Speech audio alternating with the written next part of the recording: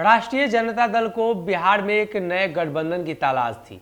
मुख्यमंत्री नीतीश कुमार ने जब गठबंधन बदला तो इस बात की चर्चा तेज हो गई थी कि राजद को एक मजबूत साथी की जरूरत है और इसी साथी के खोजबीन में राष्ट्रीय जनता दल के नेताओं की मुलाकात भाजपा नेताओं से हो जाती है। और जिस बात की चर्चा अब शुरू होने लगी है, भाजपा नेताओं के साथ जो मुलाकात हुई थी वो मुलाकात करीबन 4 साल बाद खुलासा हुआ। वही तेजस्वी यादव ने इस खुलासे के बाद कई और खुलासे करने की बात कही है। लेकिन इसी बीच जो खबर भारतीय जनता पार्टी की तरफ से निकलकर सामने आई, कहीं ना कहीं वो स्पष्ट किया कि भारतीय जनता पार्टी और राजद के बीच जो आंतरिक संबंध थे वो अब मीडिया जगत में आ चुकी है। जैसे ये संबंध मीडिया जगत में आई तो कहीं ना कहीं ये चर्चा तेज हो गई कि राजद सुप्रीमो लालू प्रसाद यादव ने इन सभी मुद्दों पर रोक लगाई थी। लालू प्रसाद यादव भारतीय जनता पार्टी के साथ जाने के लिए तैयार नहीं थे।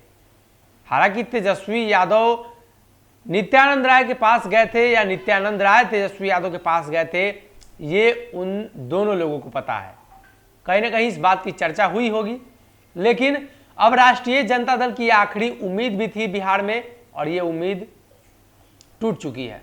ये उम्मीद ऐसे भी टूट चुकी है कि राष्ट्रीय जनता दल जिस प्रकार से मोदी विरोध का बिहार में सबसे बड़ा चेहरा बनकर उभरा, वही लालू की तबीयत खराब की स्थिति में प्रधानमंत्री मोदी के कॉल ने कहीं ना कहीं राजद के अंदर ये आशा की किरण जगा दी थी कि अगर नीतीश कुमार बिहार में कोई खेला करने की कोशिश करते हैं तो भाजपा के साथ साथ राजद के पास भी एक ऑप्शन बचता है।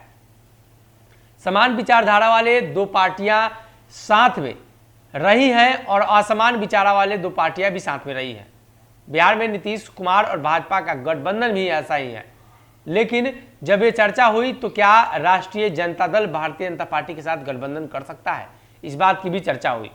हालांकि अब आंतरिक जो खबर निकलकर सामने आई और नित्यानंद और तेजस्वी के जो बातचीत की क्लिप कहें या बातचीत का जो जरिया था वो कहीं ना कहीं निकलकर सामने आया, तो ये तय हो गया कि लालू प्रसाद यादव का विरोध करते करते भारतीय जनता पार्टी तेजस्वी के साथ जाने के लिए तैयार थी। लेकिन लालू ने रोक लगाई। ये तमाम बातें हैं। अब इसी में एक नई चीजें निकलकर सामने आई। उत्तर प्रदेश के मंत्री ने इस्तीफा दे दिया और मंत्री ने जैसे ही इस्तीफा दिया, आरएसएस का वो चेहरा राष्ट्रीय जनता दल के सामने आ गया। राष्ट्रीय जनता दल ने अपने फेसबुक पोस्ट के जरिए लिखा है, जातिवादी संगठन आरएसएस के प्रमुख मोहन भागवत दलितों का वोट लेने के लिए हिंदू खटिक जाति पुस्तक विमोचन करते हैं और इनकी सरकार खटिक मंत्री को अपमानित करती है। यही संघ बीजेपी की असली चाल है, चरित्र और चेहरा है। सांकेतिक प्रतिनिधित्व के नाम पर दलित पिछड़े हिंदुओं को मूर्ख बनाओ और मनुवाद को पालो। जब राष्ट्रीय जनता दल ने पोस्ट किया है तो इससे भी ये स्पष्ट होता है कि राजद क्या कहने की कोशिश कर रही है। जो संबंध मधुर थे, जो संबंध अंदर ही अंदर फल फूल रहे थे, कहीं ना कहीं उस पर करारा प्रहार हुआ है और राजद एक बार फिर से भाजपा के साथ खुलकर लड़ाई लड़ने के लिए तैयार है। वही भाजपा और राजद की लड़ाई में नीतीश कुमार को हमेशा फायदा होता हुआ नजर आया है और एक बार फिर से वैसी ही परिस्थिति बनी है। भाजपा और जदयू साथ में सरकार चला रही है, लेकिन भाजपा और राजद की लड़ाई में नीतीश कुमार चुपचाप बैठकर सब कुछ देख रहे हैं। ऐसे में राष्ट्रीय जनता दल के पास एक आखिरी उम्मीद थी, भारतीय जनता पार्टी के साथ गठबंधन कर बिहार की सत्ता में आना। इसे लालू प्रसाद यादव जब पहली बार मुख्यमंत्री बने थे तो भाजपा ने ही समर्थन किया था और भाजपा के समर्थन से ही वो मुख्यमंत्री बने थे।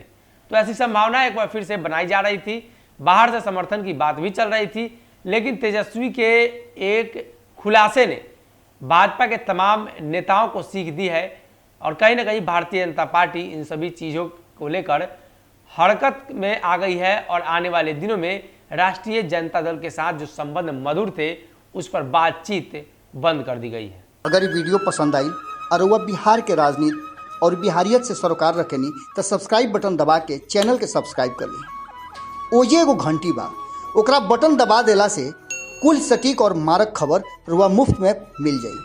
अगर रुआ पत्रकारिता के हमनी के नया प्रयोग में सहयोग कर चाहतानी तो ज्वाइन बटन दबा दी। पेटीएम नंबर नोट कर ली 9386816700। धन्यवाद।